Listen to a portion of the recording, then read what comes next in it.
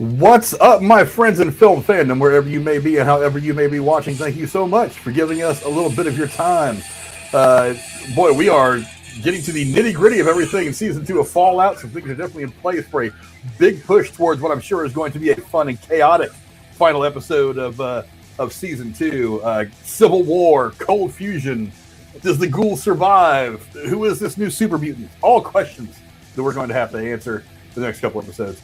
Here to talk about all that goodness is our resident Fallout expert, my head of life mate Jeremy. What's up, brother? Yeah, it's your fellow Wastelander here once again to give you all the talk, all the news, the good and the bad about the Wasteland. Three Dog, I am not. Sorry, I can't make that any more exciting. God, your favorite radio DJ, Three Dog, you know. I don't care how you do it, but I would really love for him to be in the show. I'd love for it to be the same voice actor. I know he's on the East Coast, but I don't care. Maybe they can get Galaxy News Radio out in California or Vegas at this point. Maybe. New Vegas. I'm here, and I'm New Vegas. Sorry. Well, there is Mr. New Vegas, that guy. I mean, we haven't heard him on the radio yet. I'm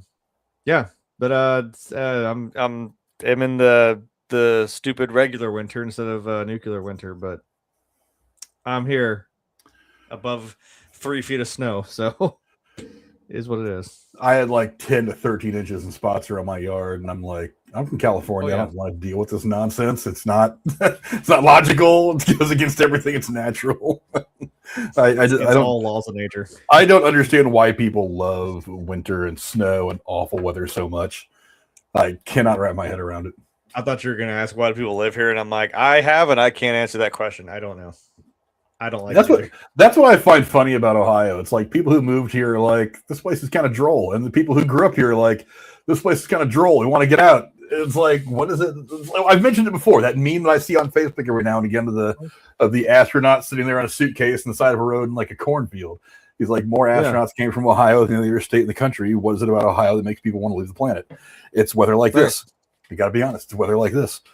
That's what I always tell people. I'm like, I haven't escaped yet, so that's my line usually. Yeah, one of these days I'll win the lottery. We're gonna build like a studio in like the Caymans, maybe Catalina or something like that, right off the coast of California. Always warm, always surf. I don't know why you're here in my stupid turf. Like, bring me back to yours. Just go back to yours and bring me with you. Let's go. Let's go. So, some quiet place, Northern California, where we get decent weather, still a little bit of rain, maybe a little bit of a winter. It's like a fall that lasts for like 4 months. Oh, I can handle that. But yeah, I can do that too. But I'm definitely done with this shit. And of course, you know, the one guy who's not used to having the terrible weather during the winter, who it's usually like 75 degrees where he lives. Global warming used to hurry up and give us our year-round summer. I was gonna take a picture of my backyard and be like, see? This would kill a small Texan child right here. Yes. BJ here as always, California, Arizona, or Colorado. Yeah. California's expensive though. God, they've screwed that state up so bad. Arizona maybe, but Arizona's expensive too from what I've heard. I've heard Colorado still gets snow. I don't want snow. I'm done with snow. I've had all the snow that I can see. Every year I'm just like, this is all the snow I need to last me the rest of my life. And usually we only get like a couple inches at a time. But I mean, yeah, I'm done with it. I'm used to it, so I don't know. I like Southern Colorado, maybe, or maybe like New Mexico. It's still warm enough, but like, I don't know. It does get kind of cold. Yeah, I'm thinking some place where I used to surf on Christmas morning when I was a teenager. Right. That was my Christmas morning for like 3 or 4 years in a row. So yeah, I want to go back to that. That's much better. But let's get down to this episode. And this episode starts, where's the picture I wanted to use? This one right here. The Other Player is the name of the episode. It begins with Barb watching a presentation on nuclear bombs at Vault-Tec and what will look best when the world comes to an end, strangely enough. This is followed by another presentation on water in the vaults, where she is told that they get to choose which vaults run out of water. Another presentation revolves around premium highway lines in Los Angeles for their best customers once they have to head to the vaults. Afterward, Barb has a meeting with the public-facing Robert House, played by Rafi Silver, with Hank McLean taking notes, a very de-aged Hank McLean taking notes. Like the Dune era. The Robert House body double, presents Barb with a device from Robco called the Automated Man, which seems to be a version of the mind control device that Hank has been playing around with in the present time. House says that he spent a lot of time trying to make his machines more lifelike, but this device works the other way around. Barb points out that if Robco wants to test this technology out in one of their many vaults, they're free to do so, but the fake House says the Vault Tech is playing Robco for this it's playing Robco for this. In exchange, Robco gets cold fusion for House's experiments in Vegas. When asked about the experiment, House says that Barb will find out after the bombs drop later on. Barb is alone, tearfully looking at her family and questioning her choices. She's been a very unlikable person for most of this show, but I mean, she's starting to crack a little bit. I don't know, Jeremy, give me your quick thoughts. I mean, the plan to drop the bombs and to get going the apocalypse is in motion in the flashbacks. What do you think about where we're at now? Yeah, I mean, I opened up with like, well, I mean, we haven't really seen her do something yet. I'm like, I know we're all kind of pinning it on Barb here, that it seems like she was kind of the mastermind behind some of the stuff that put, what we eventually come to know, the catastrophe of the bombs falling. I mean, but it isn't like all her fault. There are other plenty of things, like I said, lore-wise, story-wise, that lead up to this happening. There's a resource war, which we saw part of, and then we saw the invasion, the communists invading Alaska, the Battle of Anchorage, the U.S. annexing Canada, which is hilarious to me still. Like it's alternate history. You can kind of just giggle at it, like that's ridiculous. That would not happen. I'm like, well, life may one day imitate art. We never know. I know, and in this case, it's like you kind of hope it doesn't, because I mean that is the point. That is the entire point of this thing, is that war never changes. That, I mean, Hank even kind of says it. I'm jumping ahead, but Hank even says like maybe people just want to kill each other. Like that's kind of just your base instinct. Is that, to quote fucking another alternate history movie of Red Dawn? Two biggest kids on the block, eventually they're gonna fight. So yeah, it's the same human nature, the same things that still happen no matter what you do, no matter how many things you change or try to make right. It's still kind of the end result, and in this case it's a pretty extreme result. That, I mean, for the Great War, what we call it, I mean, the Great War actually only lasted 2 hours. I mean, when you're dropping bombs like that, the shit ends pretty fast. You blow the world over like 20 times, like it's nothing left to really nothing left there for anybody to take back, except for the people in the vaults who maybe didn't get experimented on. And like with this, like I was hoping maybe there'd be a Vault 13 like name drop there, because they're like, oh, we can choose. This is like, just again, it's the smarmy like horrible capitalism, of course, of like that's what Vault Tech is. It's a government like capitalist company that is like, yeah, we can play with human lives because screw it, who cares, we're all gonna die. And with the water chip thing, that being what happens in the very first Fallout game, in Vault 13, the water chip fails, and that's what you gotta go out and solve that issue. So I was hoping for, and that is in Southern California, I was hoping for maybe a Vault 13 reference, but alas, no avail. But yeah, I don't know. But I think we kind of do find out that, again, with the name of this episode being The Other Player, it's not necessarily all on Barb on this one. It's like somebody's in an elevator whispering Hail Hydra in her ear or some shit. And then she's like, oh, well, this weird, German scientist dude told me some shit. So, Yeah, I didn't... I didn't even realize the name of this episode until I was sitting down to watch it the other day. It's because, he was talking about, House was talking about there being another player out there. He doesn't quite know who it is yet. And the name of this episode is called The Other Player. And I was like, oh, okay. But it doesn't necessarily point out who that other player is. I mean, we got to see Michael Emerson's character again, which I thought was interesting. I mean, he is not still alive. He is very much dead. Oh, yeah. And whispering it, like you said, in Barb's ear. We've got we've got Hank out there who we don't really know what his deal is yet. Is he still trying to do what he was supposed to do, or is he now kind of going rogue? Betty obviously has been around for a while. She's there in a lot of the flashbacks to Barbara taking notes and things like that. So she's obviously been around for a minute. Who knows who the other person out there is? I don't think we're going to find that out until probably the last episode. Well, see, because the thing about like with Hank is like it seems like he's trying to pick up somebody's pieces of like what their work was, and I don't know if it's like again, it's him having I don't say good intentions, but like bad execution, like kind of a terrible way to go about this.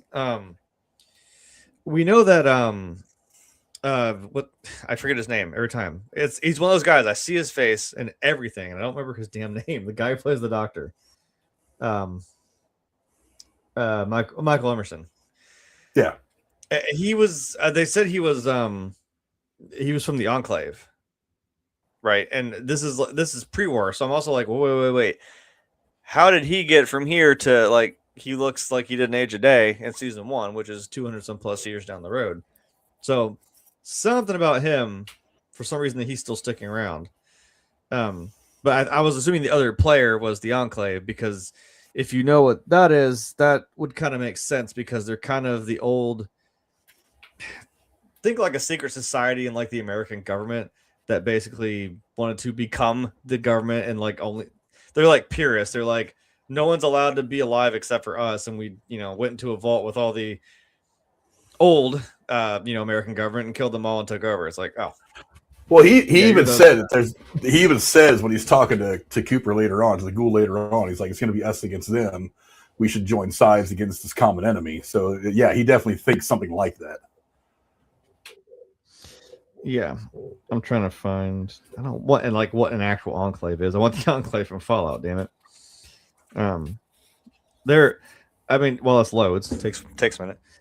They're the kind of people that, when you're trying to just get clean water for people in the wasteland, right? You try to do the right thing, because that's what your dad, who sounds like Liam Neeson, tells you to do, right? And you get jumped by the fucking Enclave, and they take you and they're like, hey, or listen to this. What if you did that, but you put something in the water that when they drink it, it kills anything that already is radiated? So it's a weird, like, purist kind of fucking point of view these guys have. I walk out of that place and I'm like, no. And in fact, I'm going to let your pet Deathclaw loose on you and then blow your entire facility up. Bye. I can't stand the Enclave. Deep state, shadow government, paramilitary group, authoritarian, yeah, obviously. Pre-war Enclave members of the government, military, social elites. Ideology, well, there's a lot. Democratic, fascism, anti-communism, American exceptionalism, pseudoscientific racism, that's fun. Social Darwinism, and anti-mutant hate. Interesting. Yeah. They're I don't want to put the comparison to like Freemasons, but it's like, yeah, but like a secret society of like people that were in the American government that basically just like swept the original government when it went to shit. They're not good people, is what I'm saying. I don't think any good people are left after something like this. Like I said, I don't think there's any good people left. Just like Thaddeus said, name one good person. Seriously. I'm like, yeah, you're right. Not too many of them left. Yeah, but moving on, the biggest thing to me anyway, literally and figuratively, was that the Ghoul gets to meet a super mutant. In this episode, in New Vegas, the Ghoul is still impaled on that pole while desperately reaching out for the medicine he's dropped. Not even dog meat helps, grabbing the Ghoul's hat instead and running away.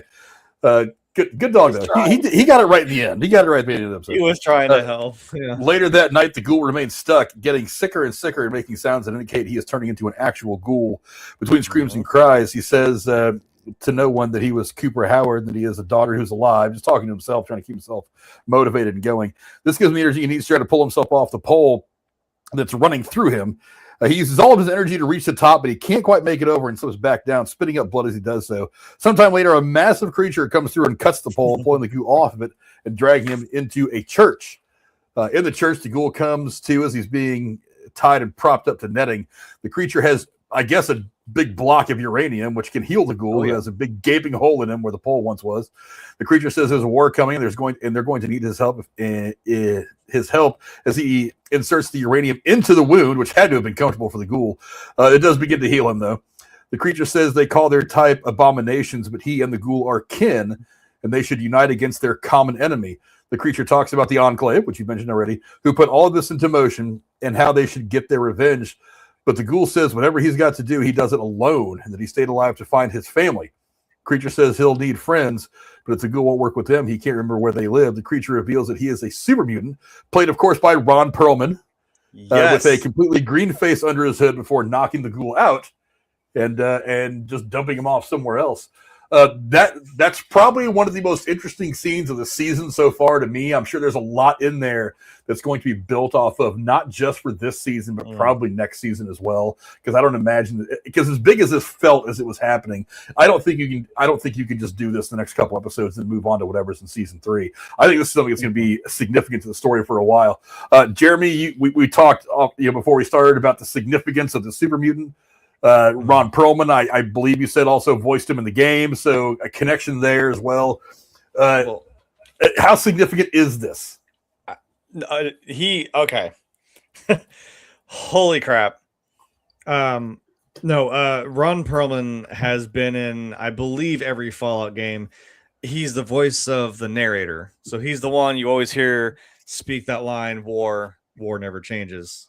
And he's narrated every game. Now, technically, yes, he is a character in Vegas. I got to long-windedly explain this. Because Vegas is basically held together with fucking duct tape. It's incredible. Watch anything about anyone who's ever made, the developers who's made Vegas. It's astounding they even got that game made. The opening cutscene is not, in the traditional sense, a cutscene that you're watching. The way they got around it to work was it's actually your character's in first person. You're locked in place. You're watching, I kid you not, a projector screen playing, like in a room, playing the thing. So like the entirety of your screen is just, you're seeing the screenplay, and it's the narration for Ron Perlman telling you, the opening, crawl of the game. But the way they made it work is they put they had to make a character for him he's standing behind the wall of the thing, and he's narrating, and it's a character. Like, that's how they made it work, because they made a character for him to give him voice lines to put it in the game to make it work, so that it sounds like a narration going on. Like, people have like broken the game and like broken out of the box, and like you can see it like inside the room. There's a character standing there, and he is literally just called Ron the narrator. I kind of thought, as a really, really deep cut, that would be the character. Alas, it was not. But no. Like I said, the man who is, the voice, the narrator of all of the Fallout games is finally in this series. I couldn't be happier. Him playing a super mutant is actually pretty badass. I guess this is the time to bring this out. I dug through my whole damn house trying to find this. One thing I actually got out of Comic-Con was I got my copy of Fallout 3 signed by Ron Perlman. And as I was telling Frank, I think I was the only person in line who was there for Fallout. Everyone else was all Sons of Anarchy. Maybe one person for Beauty and the Beast, because like I see you. You also know, he's been in other things. Right? I remember that TV show. Yeah, yeah. I'm like bikers left and right, leather vests getting signed. And I'm like, can I have my game signed? Like, this is what to me. Like, this is what I intrinsically tie him to. So, I don't think it would be wise this late in this season to just have him in like 1 or 2 episodes. I mean, there's 2 left after this. I think I agree with you. There's obviously more to this. This is, again, building up to some big thing, some big conflict coming down the road. Because to be fair, it's like you guys are both kind of on the end of a lot of hate, ghouls and super mutants. The irony being that it's coming from humans, and I'm like, and humans are kind of the reason they exist in the first place. Humans are what essentially made both of these creatures in this universe. As we talked about the FEV virus, they put it into humans to try to make them stronger. There was a super soldier program, basically, to make a Marvel reference. And it kind of, this is what the result was the super mutants. And ghouls, we know, people who get radiated but don't die. that makes it cool. If you go feral, then yes, now you're just a mindless feral zombie. So yeah, there's kind of a tension there, and he's kind of just telling him like, hey, we're both kind of having the same common enemy and the same kind of problem here, so be wise to join with us. Seeing a bunch of supermutants would be pretty badass. I'm a nerd. I saw the damn gore blood bag hanging from the ceiling as soon as I saw him drag his ass in there. I'm like, oh god, it's a super mutant. What's important to me, also, my last bit for this, is that he seems pretty articulate. Like, he speaks, fairly coherent sentences, seems to be pretty intelligent. So whatever strain of this FEV virus that he has, he's not like the dumb super mutants that, like I said, they say like one words, like they mash together a couple words into a sentence, and that's, all brawn, absolutely no brain. So that's what interests me about his character. I don't know if he's a specific super mutant, but if he's original to the show, I mean, that's still pretty damn cool. Yeah, I don't think they gave him a name or anything in the episode, which is kind of cool. I like that they're going to maintain that little bit of mystery at least for this episode. Hopefully for a while, or maybe he doesn't even have one. Maybe he's just a super mutant. He just happens to be one of the few that has actually managed to hold on to a bit of their wits and intellect while crazy things have happened to their body. Oh, yeah. Maybe that'd be kind of cool. You get like a better version of Smart Hulk than we got from the MCU. Yeah, you know what? It's kind of like that. There's one in Fallout 4 named Virgil, who's essentially like Smart Hulk. He's still got his little glasses on. He used to, he's pretty intelligent. He's from the Institute, and like I said, the Institute is your big underground scientific lab that experiments on shit. But they produced like smarter super mutants, so kind of akin to more like what this guy would be. So I don't know. And then you have ones like Strong. His name is just Strong. He's fun. Kind of not all there, but I bet you I know what his strength is. It's literally strength. It's just tearing shit apart. If you want to have a big hulking dude come by and just punch shit out of your way, he's a companion in 4. So he's fun. I remember the guy from Fox. Fox is the one from Fallout 3, the companion you can have as a super mutant. So yeah. Yeah. Let's see. Moving on to the next thing we should discuss. Honestly, go ahead. Say what you can say. I don't know why I didn't think about it. Just for tuck it in the back of your heads. If he says he's from Jacobstown, that might give us a little bit of a connection to Fallout New Vegas. In Jacobstown, there are actually quite a bit of super mutants that kind of hang out there. This big, like, shining looking like lodge cabin up in the fucking like mountains. So possibility. He could be from somewhere else, but I'm saying if he's from Jacobstown, that actually brings a lot of other questions to me. I'm gonna stew on that for a second. Well, we got the next episode. I think what were we talking about earlier? It comes out today. Yeah, they pushed it back. Actually, the next episode comes out. I think it's already out now as we speak. Yeah, but they said the last 2 episodes are all coming out a day early. So instead of coming out Wednesday, they're coming out Tuesday. So I think the episode 7 comes out today, and episode 8 will come out. I think it still comes out. Oh, I thought it was like today and then tomorrow. Oh, I don't know. That's they were moving them both up 24 hours. I think is how it worked. I don't know why, but I think that's what I got. It. I don't know. We'll figure out one way or another. We'll figure it out and we'll review them. But yeah, I'm interested to see where they go with the super mutant thing. Again, I don't think it's something that's just going to play itself out over the course of the next 2 episodes. I think there's too much here that you can play with that it's going to have to spill over in the next. And maybe be something significant for quite a while in the show, certainly into next year. But moving on, God, who has it worse than Barb right now? At least she's finally starting to show a little remorse, a little bit of emotion about what she's going to do. But still, flashback circles up with Cooper Howard and his wife Barb after the events of episode 5, while Cooper reflects on when he proposed to Barb and Catalina. Cooper then asks Barb if she was a monster back then, or if she became one later, admitting to her that he knows what Barb has been planning to do. Later on in another flashback, Cooper and Barb are finally having it out over this information and Coop's knowledge of it all. Barb insists she's doing this to protect their daughter, and Cooper asks if he'd kill millions to save their daughter. Barb throws a question back at Cooper. Wouldn't he do the same for Janie?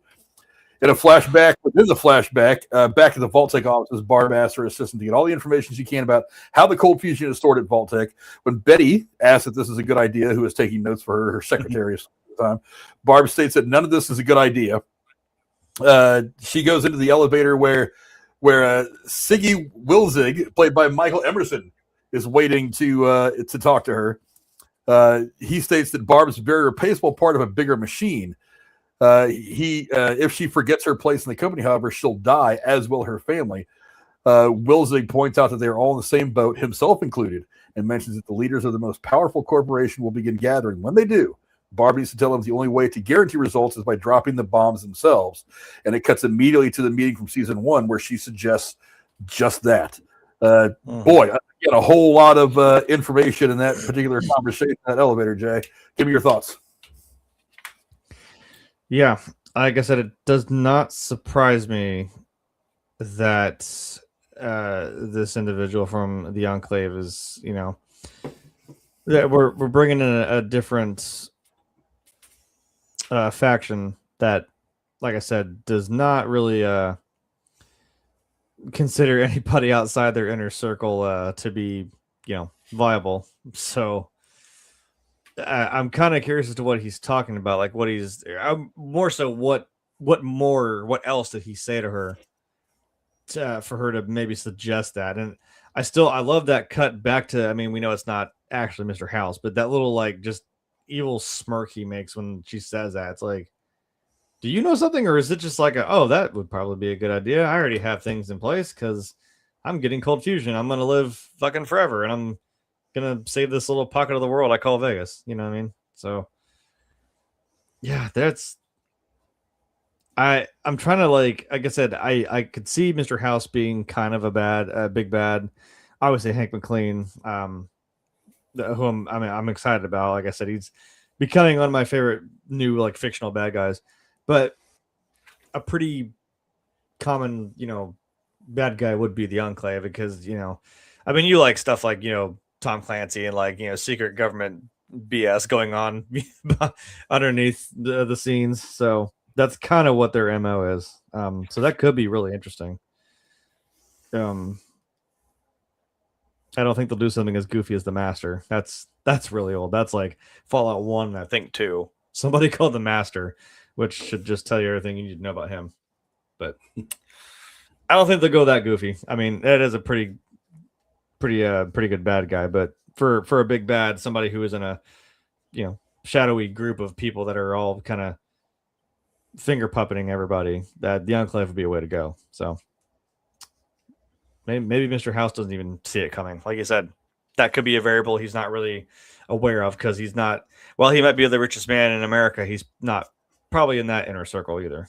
So I don't know. I love the way they're building the tension for when he eventually finds his wife. Because like most of the time as we've been going through this, I've been asking myself, does she know what his physical appearance is now? Does she know that he's a ghoul? Does she know that he's got the whole Red Skull thing going on? Does she know that he is not the good-looking actor that he once was? Now he has been severely physically affected by the events in the world.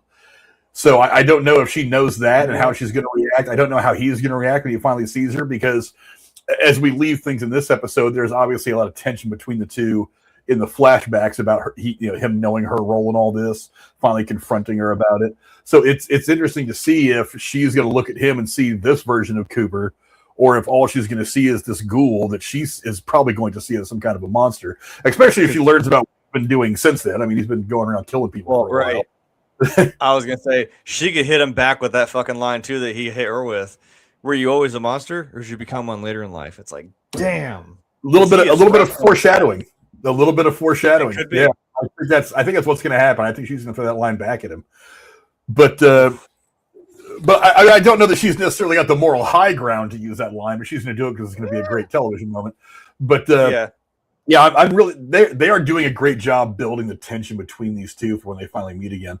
Again, I think it's going to be really late, episode 8. It's probably something that's going to be. I think it'll probably be the cliffhanger that we leave on.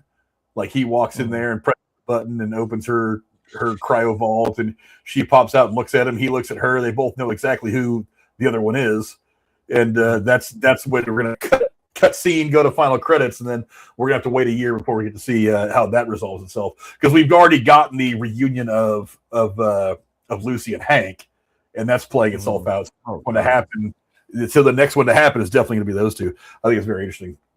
But I'll go back to this picture. Back in Barb's confrontation with Cooper, he demands to know who controls Vault-Tec.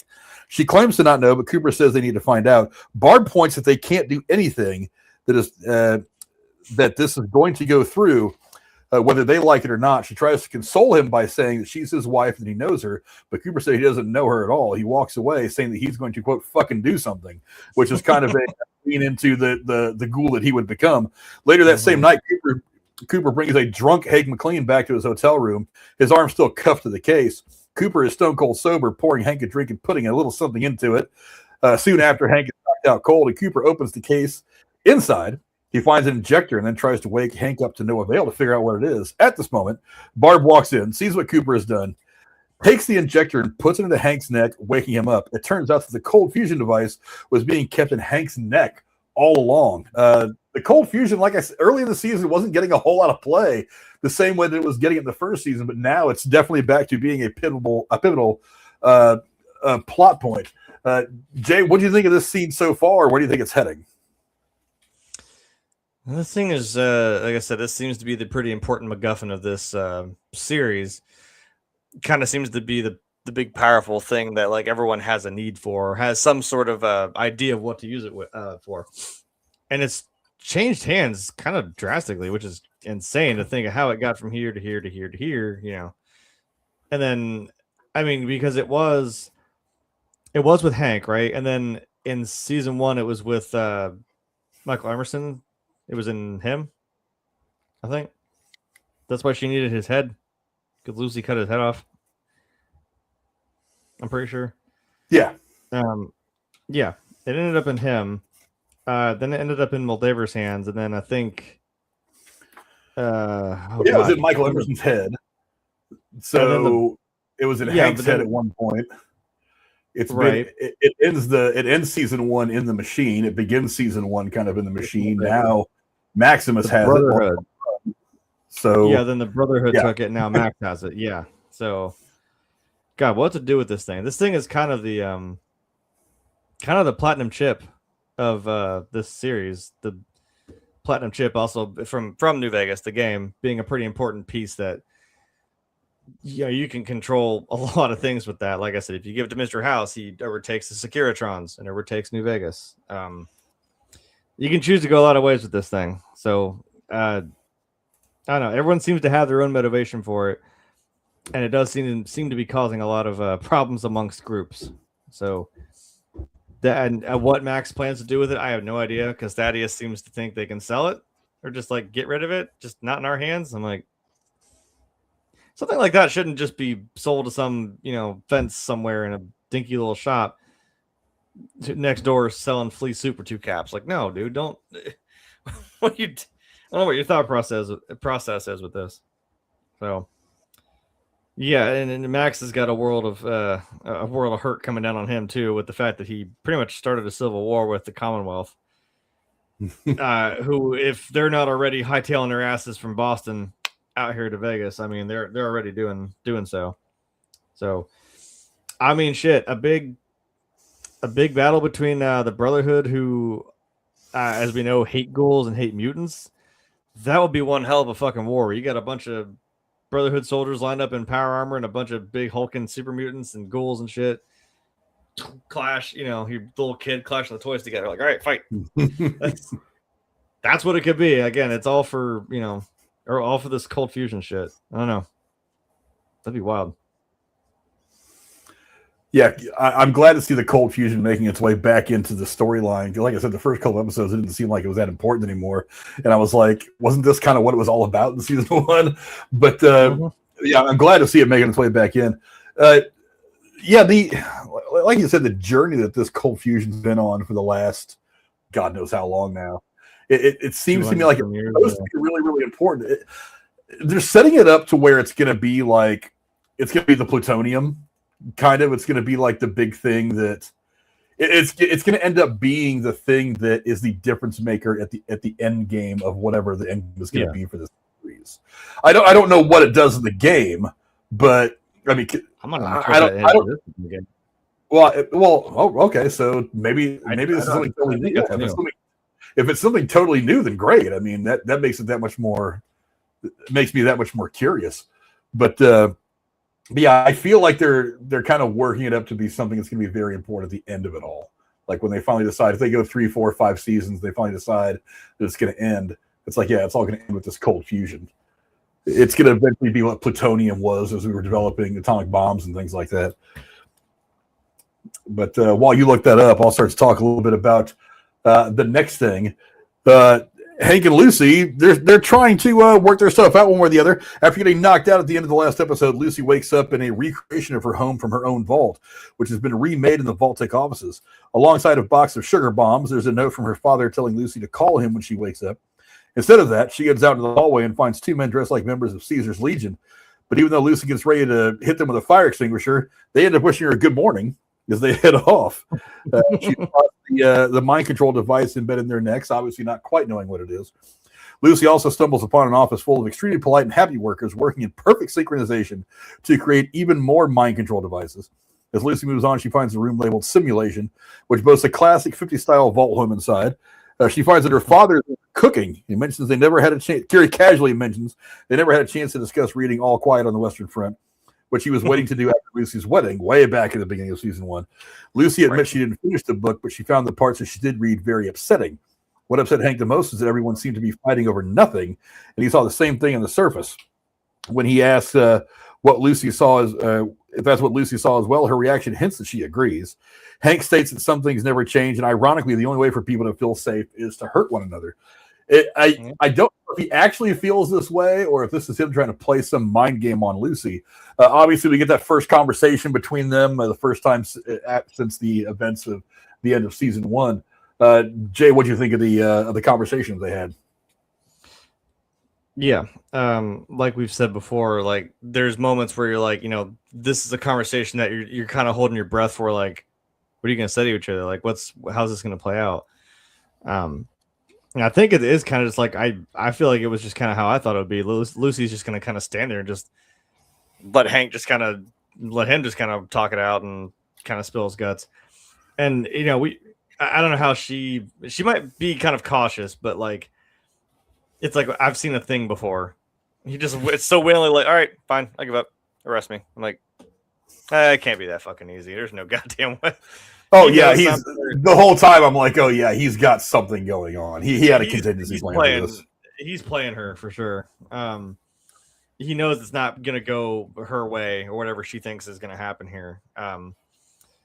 Especially when they walk out into that room and see all the people that are mind controlled. But that's what I was saying is like it might just be kind of the cynical viewpoint that Hank's having, where it's like it all kind of seems to be the same thing. Like, how are you any different? Like, I mean, like I said, no one's the bad guy in their story. It's they're fighting for this, and I don't like you because of this reason. And it's you clash heads. That's kind of like that. Like I said, the overarching thing of just human history, human nature is that's just kind of what it is. It, like I said, if you listen to any of the opening, opening narrations from Ron Perlman here about these games, that is kind of the point. He's like, since the beginning of time, like when man figured out he can bang 2 rocks together, Cain killed Abel. You know what I mean? It's been that way forever. It's the one constant throughout human history. So I do love that's the the conversation he chooses to have with Lucy.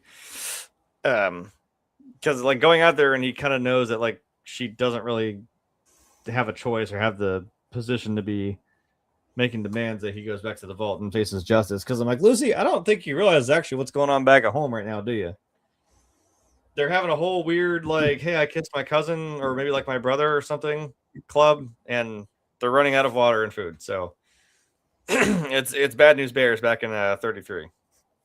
So speaking of that, okay, I guess I was wrong. The cold fusion is actually in the game. There's a reason why I didn't quite catch this. because this is in the games. First of all, the Institute, which I mentioned before, that faction. I don't mess with the Institute, so that probably just went over my head. They went kabloom, so that's what I did. But they are in the Gex. Okay, apparently the manuals for the Gex explicitly state that they contain a cold fusion generator, making them an incredibly powerful and rare device for terraforming the wasteland. Every vault got a GEC, GEC standing for Garden of Eden Creation Kit, which is every vault was supposed to carry one of these GECs with them. And then once, boom, the bombs go, people are supposed to take these back up to the wasteland. It's basically, magic, science bullshit, terraforms, and makes the earth inhabitable again. But as we know, Vault-Tec doesn't let that happen because they're terrible. In a perfect world, that's what was supposed to happen. These Garden of Creation kits were supposed to help retake back the earth, repopulate the earth, make it terraformed again, make the shit not radiated, and we can live up on the surface again. But that's apparently what powers those. That cold fusion powers those. That being the only connection, though, because then it goes into the show. So it's a pretty powerful little device. Like I said, if it can terraform, the Earth again and make it habitable after a nuclear apocalypse, I mean, imagine what other things you could do with it. So. Interesting. But let's see. When Hank isn't looking, however, I'll go back to them since I don't have a good picture. Maybe I did have a picture of the knife. That's right. When Hank isn't looking, Lucy actually sneaks up behind him and holding a knife to his neck. I think it's fair to she's going to bring him back to Vault 33 to face justice for murdering the citizens of Shady Sands. Something we saw at the beginning of this season as he drops the nuke on him and then walks back to read her a children's book. Hank posits that for a second, and he thought the wasteland has changed Lucy, and that if she wants to make it official, he should handcuff him. Hank puts the cuffs on himself, saying he's surrendering. When Lucy asks why, Hank says that Hank says he did what he did to protect Lucy. Maybe it came at too high a price. Lucy leads Hank through the synchronized offices again, all of their occupants stopping to stare. Hank reassures them there's nothing to worry about, that Lucy is pursuing the cause of justice. This calms them all down before Lucy asks where Hank found all these people. All over, he says, that so many people needed their help. One of his workers used to be a murderer, but now she's a pencil sharpener because apparently that's a job in the two other. Well, yeah, I laughed at that one.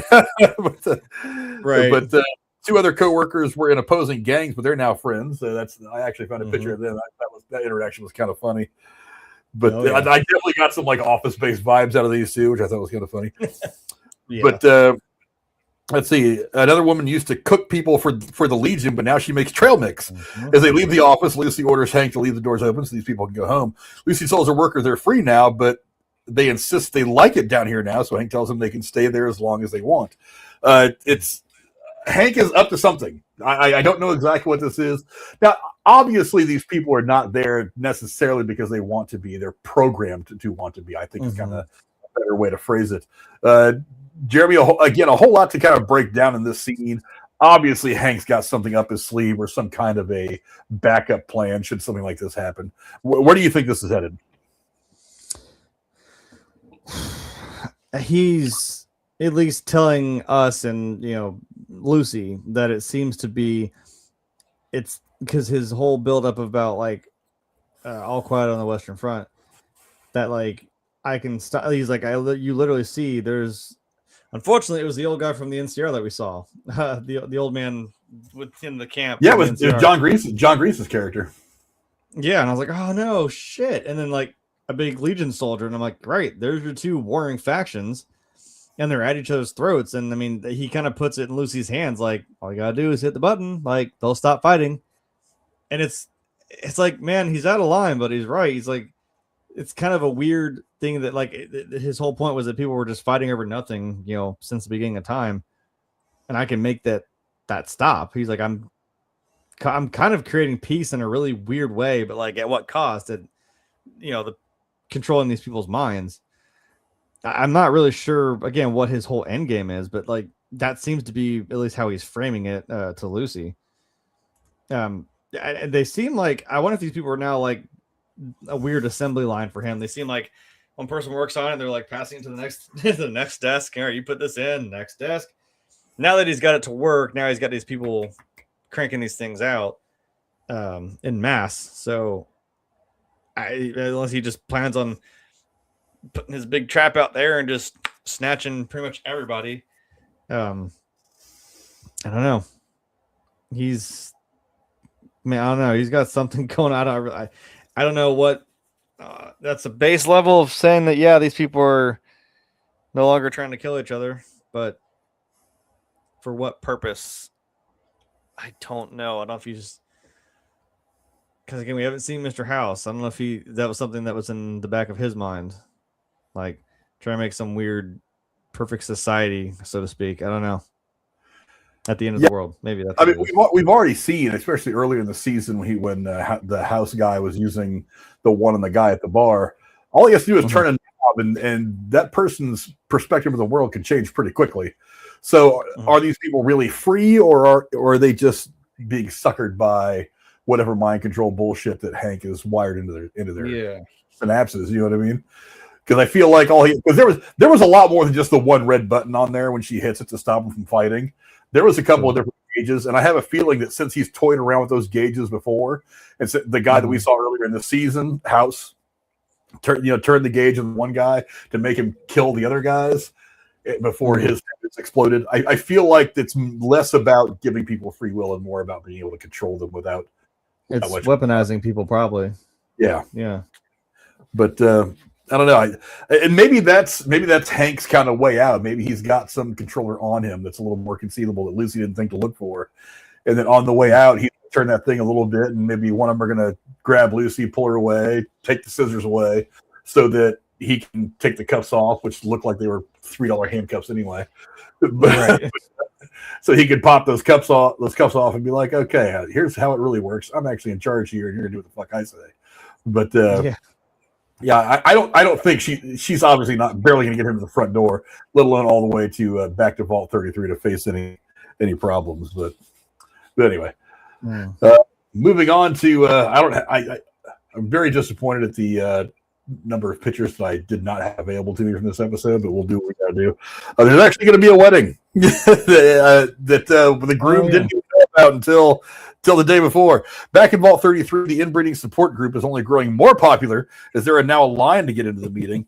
Reg is having a blast, even sitting at the piano, imagining himself in his own musical number where people are eating and drinking without worry. Back in reality, it's really just a quiet, sad gathering that is still somehow very popular. But Overseer Betty has come with guards to shut the party down, saying that the snack budget has been rescinded and the group has been dissolved. Reg tells Betty that they can shut down the group, but they can't take away a snack budget. Betty mentions they're in a water crisis, and Reg is serving all salty snacks, and that Reg shouldn't get special treatment because of who his parents were. But Reg makes a point. He goes, this is America, and because of that, they do, in fact. They're in the vault because of who their parents are. Reg tells Betty that she wouldn't understand because she's in Vault 31, obviously, and she's obviously not one of them. She obviously goes back to the very beginning of all this. And the things are different there before grabbing a handful of nearby gelatin and eating it spitefully right in Betty's face. So that was kind of over in Vault 31, Chet overhears Davey saying that he was supposed to play checkers with Woody, which is pretty suspicious considering his most recent confrontation with Overseer Stephanie. Another Vault Dweller points out to Chet that there's also a poster that says Chet and Stephanie are engaged. When Chet finds the poster, it says married tomorrow, which probably should have been brought to Chet's attention at some point. Again, there's a whole lot kind of encompassed in there, Jay. Let's start with the confrontation between Betty and Reg. I was talking, I think last week or week before last or stream before last that those two are definitely, there's something intense anger brewing between the two of them. And I thought maybe it was going to get pushed over the edge with her walking in there with her stormtroopers trying to shut down his little inbred club. But no, apparently it did not. Reg, obviously he's pushing back against Betty a lot. Let's start with that. What do you think of that interaction? It is interesting because there kind of is a power vacuum. I know Betty's over there kind of being the pseudo overseer because obviously Hank McClingan is out taking people's minds over. So they are just kind of what's the point? Screw it. And he's like, you're not really the boss of us. You're not even from our vault. So, yeah, it is ballooning still. Even when she came in there with the vault security. So I don't know why. I mean, I'm kind of wondering what Betty's angle is since she's not had one of these vault guards whack Reg over the fucking face with a nightstick already and take him to the brig. You know what I mean? So I'm like, what's the thing here? Because I mean, Reg is just kind of like, I don't care. I'm gonna do what I want to do with all these people. And that's where my line came from, which I thought was pretty damn funny. It's like our ancestors put themselves first and it worked out for them. And, we're in a situation we're in now because of what they did. I'm like, yeah, you kind of are. So I don't know if, I guess I don't know why, like I said, Betty hasn't like just really brought her foot down or in Reg's ass pretty much. Yeah. I don't know. There's still some play there. Like I said, now that we know she's obviously from the cryo vault. Yeah, Betty, being that she's also from the pre-war times. So it's probably just a weird thorn in her side because again, she might also still be in on this whole thing that all the people that were frozen in Bud's vault. Right. So she maybe is still trying to keep the status quo or try to keep the peace somehow, but Reg is just constantly throwing middle fingers in her face, basically. So I don't know. As for the thing with Chet and Stephanie, I'm like, huh? What does that have to? I'm like, wait, what does that have to do with anything? Not in a way that I'm like, that's pointless. I mean, I'm like, wait, what's the game here with that? I don't. I'm worried for Chet, man. I'm worried for Woody. Shit, he's like, who wouldn't want to? He seems like such a great guy. I'm like. I think that was the whole point of that scene. He's like, I wonder where he is. We had this meetup that we were our regular meetup. He doesn't show up. It's very unusual for him. And it's not like there's a lot of places to hide down in the vault. I mean, it's not like he's across town or got caught up doing something else. I mean, there's only so many places he can be. So I think a little bit of foreshadowing that Stephanie probably, gave him the old Columbia necktie and threw him out in the wastelands. You know what I mean? Yeah, he's being picked on by some rad roaches right now, probably. So, yeah, I'm worried about that because it's like, man, he is a good guy, and I feel bad. I'm like, I'm pretty sure Woody wasn't long for the rest of the show. And as for Chet, I'm like, I'm not sure what Stephanie's angle is with that because again, we know she's also from the pre-war time. She's not. There's a lot of things that Chet doesn't really know about her, so that's kind of a scary notion that. Apparently, he didn't know that he was engaged until the old man who was trying to play checkers with Woody told him. So, yeah, the plot thickens. One of my questions is why Chet? I feel like he's supposed to be more important than I know. And it's the same thing with Reg. It's the same way about Stephanie. I was like, who is she? Am I supposed to? It's the same thing with Reg. This is something I wanted to say about the first part. It's like. Betty could have walked in there and been like, "Kill this fool right now," and what? Right. And she was in the position to do it. She's got control of the guys with the weapons. She could have looked at them and said, "Beat this guy to death right here in front of all these people, make them watch." And she didn't. Right. And the fact that he stood up in front of the fact that he stood up to her the way he did, either he knows something about his lineage, like maybe his grandparents or whoever got in the vault were like really high-ranking people, and that he's kind of juiced in, or there's something that Betty knows about his lineage that he might not. And she's like, if I whack this kid right now, either silently or in front of all these people, I'm going to have to deal with the ramifications at some point. You're going to lose control. Yeah. Yeah. I don't understand why Betty's put up with his shit at all. Like I said, she's got all the power. Yeah. Because I'm like, we keep coming back. I mean, it's kind of goofy as the storyline is that it's like, haha, they have an inbreeding club. I'm like, right, but why do we keep coming back to this? I'm like, it is kind of a funny thing to break up some of the serious shit in the show, but I'm like, there's something to this, clearly. Maybe, again, Reg could be somebody lineage-wise that could have been important. Because they were saying that the FEV virus was part of the plan for those vaults. And I'm like, these vaults seem to be, and if this is coming from the Enclave, the secret society of people in the U.S. government, there could be some connection there as to like if that was their plan to do it to them anyway. The people who bought into these vaults could have been important people. Like it could have been some group of people that were put in there that obviously like have some connection to it. That could be. I don't know. Yeah, I think it's interesting that she appears to be at least slightly intimidated by Reg, which to me it's odd because he obviously, I mean, just a surface view of it, he's not really that important.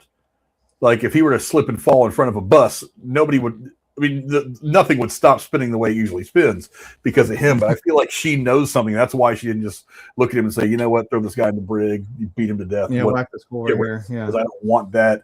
I don't want that antagonistic force while I'm trying to deal with the water crisis and whatever the hell her responsibilities are as a vault tech, whatever higher up. She's a kind of management. But yeah, she doesn't need this shit. So why doesn't she just deal with him somehow? That's what struck me. The other thing about about the whole marriage thing, why is Chet seemingly so important? I mean, because he's just Lucy's cousin, right? Yeah, they were cousins, I believe. Well, in the TV, not necessarily the game, but I mean, at least in the TV show. Yeah, like these are all original characters; they're not in the game. Yeah, I believe they were cousins. I don't know what, like I said, the whole. Like I said, I'm interested to see what the hell Stephanie's up to. Like now the. I'm trying to figure out how the hell Stephanie ended up with him anyway. Was there something I wasn't remembering from season 1? Because she has this baby. The baby's not his. We've already established that because they've pretty much been calling him a cuck this entire season. But so the baby's not his. She just decided. She just like grabbed him. She's like, "You're going to be my guy now because I'm a woman of power and I need to have that guy sitting next to me for whatever reason." I don't really understand it, but it's like, what makes him so special? Because I feel like they're setting him up to be the one that drives the knife into her heart when her time comes. Yeah, like I said, is that, you know what I mean? The true, like I said, we're all waiting for that big whammy of like every time you see a vault, we're like, okay, what was the experiment? What happened to these people? You know, at first it seemed like all we really knew was that these 3 vaults like traded with each other every couple. They had that big common area between the 3 of them. But I was kind of like, so what was? There's no way they got that lucky that these vaults were like control vaults, which are the actual intended purpose of a vault. There's only so many control vaults, so I'm like, we haven't really quite hit the big whammy of like, wait, what's the plan here? Because I mean, like we said, Lunch Boy even said the FEV virus was the plan for vaults, the other 2, and the one that they were all frozen in. I'm assuming for some, I don't know what they plan on doing with them. Because I'm like, if they weren't aware that this was going to cause super mutants and other kinds of crap, what did they plan to do? I don't know. Like, I think this is all setting up again something for whatever Stephanie's doing, that there's going to be, it's going to play into that somehow. She's working away at that terminal, and she knows some stuff, or she's trying to find something out. Yeah. We haven't seen her in any of the flashbacks yet, so we're not exactly sure exactly where she comes into the picture for the TV show, which is interesting. But the last big thing that happened in this episode was Maximus and Thaddeus met up with their old friend when they. I'm glad you managed to find that picture because I couldn't. I love this picture. But they do. But they find the dog. The dog takes them to Ghoul, who is he's no longer on the pole. At least he's just kind of hanging out. He's been left there by the super mutant to for whatever is going to come for him. And it just so happens that Maximus and Thaddeus come across him. For the first time since episode 4, the show circles back to Maximus and Thaddeus, who has finally gotten out of his Brotherhood of Steel power armor. They decide to leave the suit behind so they can't be tracked. As Maximus and Thaddeus make their way through the desert, Maximus insists that he's not selling the cold fusion device, despite Thaddeus's wanting to, but they'll give it to the right person, a good person. When Thaddeus asks who's a good person, Max replies that was Lucy, but Thaddeus says if they sell the cold fusion, they can be rich enough to be good people too. Thaddeus says he was born in the boneyard. Max says that he's lucky having been raised in Shady Sands because he remembers the good people. At the end of the episode, Maximus and Thaddeus are woken up by their fire by Dogmeat, who carries the Ghoul's hat in his mouth. They decide to follow the dog. The next morning, the two discover that Dogmeat has brought them right to the Ghoul. Neither side seems particularly excited to see the other, and that's kind of where the episode ends. It was a funny little interaction, one of those, oh God, not you moments that you used to see in 80s television. Yeah. But again, a lot there. Again, cold fusion is being brought back to the forefront, and I believe that these 3 are going to end up getting together to go find Lucy at some point. Give me your thoughts on this sequence, Jay. I'm glad in the words of the Boondock Saints, they illustrate the diversity of the F word. Like Max goes in there, he's like, oh, fuck. And of course, Thaddeus is a doofus. He's like, hey. And of course, the ghoul just looks up. He's like, fuck. Like, he's annoyed. Like, Max is surprised. Like, there's that infliction. Yeah, I love this meeting. Everybody meeting back up again. Yeah, like I said, dog meat's smarter than you might think. He knew what he was doing. He grabbed the ghoul's hat, and they're like, wait a minute, hold on. Let's follow the dog. He knows what he's doing. Dog meat is always the best companion. He is always helpful. So, yeah, like I said, getting the band back together for, I don't know, maybe Lucy's kind of in the fucking grips of her dad right now, so I don't know. Maybe they kind of roll around that idea of teaming up with the super mutants, because obviously Max doesn't seem to, really hold the same kind of, I mean, we'll say what it is, the racist ideals that the Brotherhood does, that they think ghouls and mutants, anyone who's basically not human, are just abominations. So he's on his little rebel streak. So maybe they'll, pour this. I'm excited to see more of Ron Perlman as the mutant. And like I said, maybe he's got a whole tribe of these fuckers, and they're about to start bringing some hurt down on these Brotherhood of Steel guys. So, and somehow, I mean, maybe we'll find Lucy, and something's going to work out here. But well, we went from one death claw to 3 over the between episodes. We could very easily go from one to multiple between now and the next episode. So, yeah, I hope so. That'd be kind of cool. But yeah, I thought that was all pretty interesting. For one, like I said, you're making the cold fusion a pretty important plot point again. Like I said, the first half of the season, it seemed like it just wasn't important anymore. It was kind of surprising to me, but now it's definitely important again. Also, I do like the idea that, like you said, the band is kind of getting back together a little bit. These 3 people that were such a big part of driving the story of the first season, they're kind of inching back together a little bit. I'm also going to be interested to see how the ghoul reacts to seeing Lucy the first time after she fucking mollywopped his ass through a window with the super fist. Super fist, which I'm pretty sure is the same fist that Bokeem Woodbine was wearing in the first Spider-Man movie. I'm pretty sure. I looked at it again the other day, and I was like, why does that remind me of that fist that they're selling underneath the bridge in the first? Actually, was it the first? Yeah, the first Spider-Man movie, the first Tom Holland Spider-Man movie. Yeah, I'm pretty sure that was the same thing. I mean, or maybe it's just a different design. The bottom line is it's a purpose. The big super power punch. If somebody makes the Deathclaw gauntlet, I'm gonna lose my goddamn mind. That's a fun weapon. You have to kill a Deathclaw. You have to take his, part of his hands, his claws and shit, and needs like a medical brace, some tape, some screws, and then you just put this big metal Deathclaw thing, and you swipe people with it. It's kind of a fun weapon. So is it you just casually need a Deathclaw hand. What is it? OP in the game? It can be. I mean, if you do some melee builds and you do strength, especially, it can be. It is just goofy, and it's just fun to whack people with a fucking Deathclaw hand. So, what else was I going to say? I thought there was something else I was going to say. Maybe not. Maybe I said take the big leagues perk. That's the melee damage is a lot. Yeah, it's just Vault Boy with a little baseball bat and like a Vault Tech looking like the classic pinstripe baseball uniform. Yeah, take big leagues, a couple of those, and some strength stuff, and yeah, you'll start knocking people out of the park for real. But that's where the episode wraps up. And again, there's a whole lot that it puts out there. So I think there's a lot of setup for what's coming in season 3 because we know what's happening. It's already been greenlit. So I think a lot of this, I think the Super Mutant is probably more set up for season 3 than it's going to have a significant role moving forward the next 2 episodes. Mm-hmm. Same thing for Cold Fusion. I think that's something that's going to be a thing for the rest of the entire series. But I am interested to see where this season is going to end because you don't necessarily have to wrap up a lot of plot points. I mean, like I said, the Super Mutants I think is going to carry on.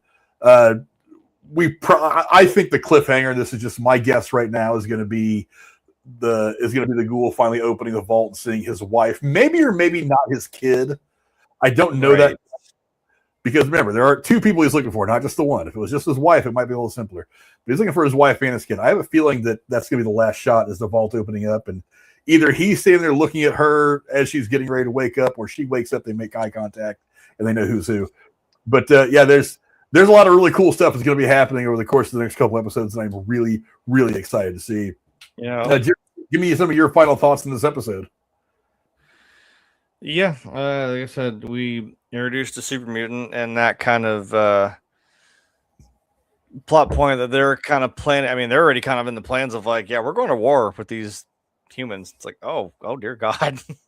And he kind of offers him, I guess, an irradiated olive branch. Like, hey, we're kind of on the same side here, really. So that's what I think is going to be explored more in season 3.